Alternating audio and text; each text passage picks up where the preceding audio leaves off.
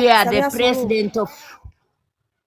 the president of Tanzania Samia Suluhu, kwanza we ni mama, na mama ndio anasikiaga uchungu kwa sababu ye ni mama.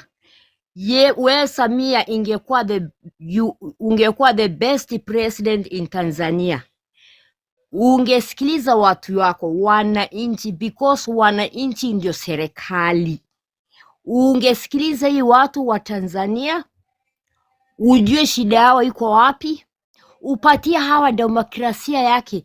Ungeingia the history of Tanzania, angeingia the history of Tanzania, kwa sababu kwanza angekuwa the first woman ambaye amesikiliza watu yake, ambaye amelete changes, amelete demokrasia. Lakini ninaona sasa anajiita mama. Yeye si mama, ni jina mama, because mama anasikiaga uchungu kwa kila mtu yoyote. Ningependa kuambia Samia, badala uspoil hiyo inchi, wewe ndio sahi kiongozi, as a president, as a woman, listen to your citizenship Tanzanians. Sikiliza hawa, patia hawa demokrasia yao. Ukikataa, my dear president Mama Samia, kumbuka wananchi ndio serikali, na Tanzania inajulikana kwa amani.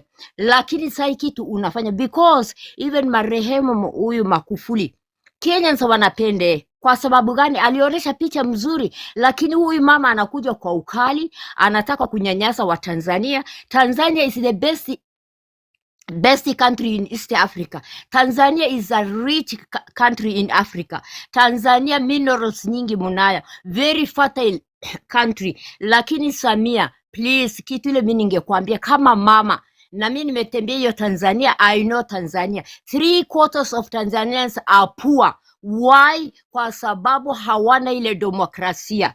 To make the long story short, ningemwambia Samia, sikiliza wananchi yako, wakubali ile kitu wanataka, because hawa hawataki crime, wanataka demokrasia. Kubalia hawa. Huyu jamaa leo angekuja kuhudhuria mazishi ya Raila Kenya, ulimkataza. Why? Hawajapata uhuru Tanzania bado ama ni nini? Because sisi tunaona sasa hivi Tanzania, wananchi wa Tanzania, they are so kind. Hakuna watu kind kama Tanzanians.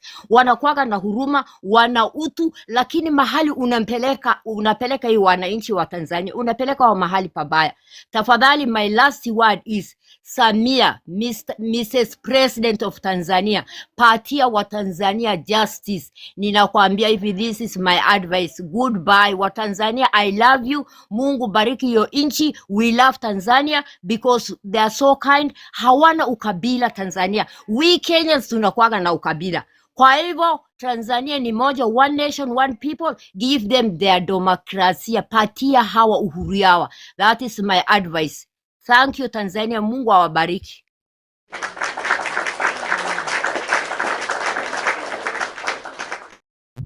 Asante, yani asante kwa maneno mazuri sana. Sema sasa tunachura wetu kiziwi huyo, kuna deki.